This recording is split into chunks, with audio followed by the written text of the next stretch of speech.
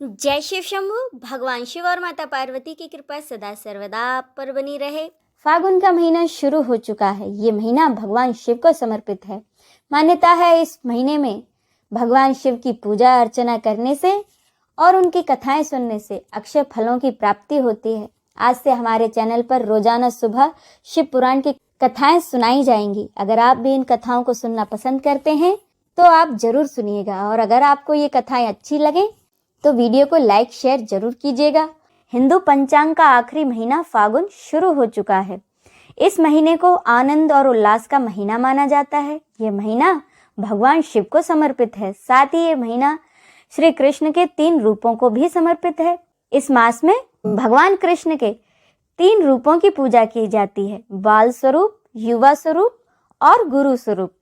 यह मास शादी, विवाह, मुंडन और गृह प्रवेश आदि कार्यों के लिए बेहद शुभ माना जाता है। माघ मास की पूर्णिमा तिथि के समापन के साथ ही फागुन का महीना शुरू हो जाता है। फागुन के महीने का धार्मिक, प्राकृतिक और वैज्ञानिक रूप से विशेष महत्व माना गया है। इस महीने में आने वाले त्योहार जैसे कि होली, महाशिवरात्रि बहुत ही खास माने जाते हैं। तो आइए जानते हैं कि इस महीने की क्या खासियत है और इस महीने में कौन कौन से व्रत त्योहार पड़ने वाले हैं। इस महीने की पूर्णिमा पर चंद्रमा फाल्गुनी नक्षत्र में होते हैं, जिस कारण इस महीने का नाम फागुन रखा गया है। मान्यता है कि इस महीने में दान करने से अक्षय पुण्य फलों की प्राप्ति होती है। धार्मिक मान्यता है कि फाल्गुन के मास में ही चंद्रमा का जन्म हुआ था, इसीलिए इस महीने में चंद्रदेव की विशेष पूजा उपासना करने से मानसिक तनाव दूर होते हैं और इंद्रियों पर नियंत्रण पाने की शक्ति बढ़ती है। फाल्गुन के महीने में चंद्रमा की पूजा करने से कुंडली में चंद्र दोष दूर होता है। फाल्गुन में प्रेम और उल्लास का पर्व होली भी मनाई जाती है। फागुन के महीने में आने वाले 30 त्योहार सकारात्मक ऊर्जा और खुशियों से भरे होते हैं। इस महीने में शुक्ल पक्ष की अष्टमी तिथि को माँ लक्ष्मी और माँ सीता की पूजा का विधान है। वहीं कृष्ण पक्ष की चतुर्दशी को भगवान शिव की उपासना का महापर्व महाशिवरात्रि मनाया जाता है। अब जानिए कि इस महीने में क्या करना चाहिए और क्या नहीं। फाल्गुन मास में जहां तक संभव हो सके शीतल या सामान्य पानी से ही स्नान करना चाहिए। इस महीने में अनाज का प्रयोग कम करें और अधिक से अधिक फलों का सेवन करना चाहिए।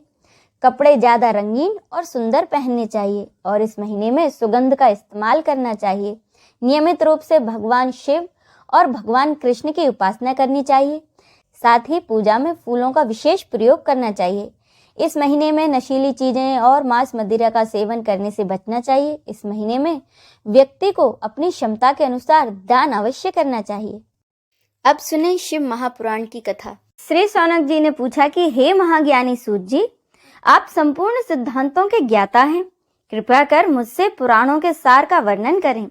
ज्ञान और वैराग्य सहित भक्ति से प्राप्त विवेक की वृद्धि कैसे होती है तथा साधु पुरुष कैसे अपने काम, क्रोध आदि विकारों का निवारण करते हैं। इस कलयुग में सभी जीव आसुरी स्वभाव के हो गए हैं, अतः कृपा करके मुझे ऐसा साधन बताइए जो कल्याणकारी एवं मंगलकारी हो तथा पवित्रता के लिए हो। प्रभु, वह ऐसा साधन हो जिससे मनुष्य की शुद्धि हो जाए और उस निर्मल हृदय वाले पुरुष को सदैव के लिए शिव की प्राप्ति हो जाए। श्री सूत जी कहते हैं कि शौनक जी, आप धन्य हैं, क्योंकि आपके मन में पुराण कथा को सुनने के लिए अपार प्रेम व लालसा है। इसीलिए मैं तुम्हें परम उत्तम शास्त्र की कथा सुनाता हूँ। वत्स, संपूर्ण सिद्धांत से संपन्न, भक्ति को बढ़ाने वाला तथा भगवान शिव को संतुष्ट करने वाला अमृत के समान दिव्य शास्त्र है शिव पुराण। पूर्व काल में इसकी रचना भगवान शिव ने ही की थी। यह पुराण कलयुग में मनुष्यों के हित का परम साधन है। शिव पुराण परम उत्तम शास्त्र है। इस पृथ्वी लोक में सभी मनुष्यों को भगवान शिव के विशाल रूप को समझना चाहिए। इसे पढ़ना एवं सुनना सर्व साधन है। यह मनोवांछित फलों को देने वाला है। इससे मनुष्य निष्पाप हो जाता है तथा इस लोक में भी सभी सुखों का उपभोग करके अंत में शिवलोक को प्राप्त करता है। शिव पुराण में 24,000 श्लोक हैं, जिसमें कि 7 संहिताएं हैं। शिव पुराण पर ब्रह्म परमात्मा के समान गति प्रदान करने वाला है। मनुष्य को पूरी भक्ति एवं संयम पूर्वक इसे सुनना चाहिए। जो मनुष्य प्रेम पूर्वक नित्य इसको बाँचता है या इसका पाठ करता है वह निसंदेह पुण्यात्मा है। भगवान शिव उस विद्वान पुरुष पर प्रसन्न होकर उसे अपना धाम प्रदान करते हैं। प्रतिदिन आदर पूर्वक शिव पुराण का पूजन करने वाले मनुष्य संसार में संपूर्ण भोगों को भोग कर भगवान शिव के पद को प्राप्त करते हैं। वे सदा सुखी रहते हैं। शिव पुराण में भगवान शिव का सर्वस्व है। इस लोक और परलोक में सुख की प्राप्ति के लिए आदर पूर्वक इसका सेवन करना चाहिए। यह निर्मल शिव पुराण धर्म, अर्थ, काम और मोक्ष रूप चारों पुरुषार्थों को देने वाला है। इसीलिए इसे सदा प्रेम पूर्वक सुनना या पढ़ना चाहिए। फिर श्री सौनक जी ने कहा कि आप धन्य हैं सूत जी, आप परमार्थ तत्व के ज्ञाता हैं। आपने हम पर कृपा करके यह अद्भुत और दिव्य कथा सुनाई है। भूतल पर इस कथा के समान कल्याण का कोई और दूसरा साधन नहीं है। आपकी कृपा से यह बात हमने समझ ली है सूत जी। इस कथा के द्वारा कौन से पापी शुद्ध होते हैं उन्हें कृपा पूर्वक बताकर इस जगत को कृतार्थ कीजिए। सूत जी बोले, मुने, जो मनुष्य पाप, दुराचार तथा काम, क्रोध, मद, लोभ में निरंतर डूबे रहते हैं वे भी शिव पुराण पढ़ने अथवा सुनने से शुद्ध हो जाते हैं तथा उनके पापों का पूर्णतः नाश हो जाता है। इस विषय में मैं तुम्हें एक कथा सुनाता हूँ। ये कथा है देवराज ब्राह्मण की। बहुत पहले की बात है कि रातों के नगर में देवराज नाम का एक ब्राह्मण रहता था। वह ज्ञान में दुर्बल, गरीब, रस बेचने वाला था तथा वैदिक धर्म से विमुख था। वह स्नान संध्या नहीं करता था तथा उसमें वैश्य वृत्ति बढ़ती ही जा रही थी।